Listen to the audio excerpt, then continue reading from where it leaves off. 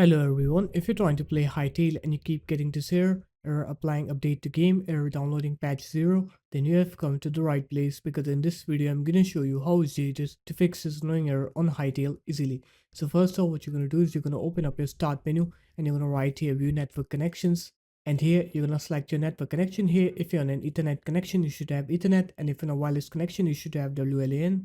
So just select your network connection, right click on it, click properties, and then go into Internet Protocol version 4, click properties again, click use the following DNS server addresses, write in the preferred DNS here 8.8.8.8, and in the alternate DNS you're going to write 8.8.4.4, click OK. After that, scroll down on here, untick Internet Protocol version 6 because IPv6 is having troubles with Hytale. After that, you're going to click OK, and then you're going to open this menu up again, click properties, and now you're going to click on to configure here, go into advanced, and then what you're going to do is you're going to scroll down until you find RACV segment coalescing. So just click onto IPv4, click here, click disable, do the same for IPv6 again, disable, okay.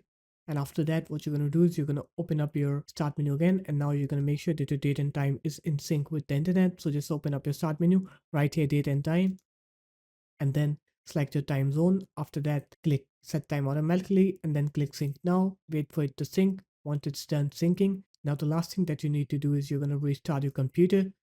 So once you're done with the restart, now when you try to play Hytale, just make sure to run the game as administrator. So just right click on Hytale's launcher, click run as administrator, and then click yes. And now it will re-download the update. As you can see, it's downloading the update for me, and once it's done downloading the update, now I can play the game.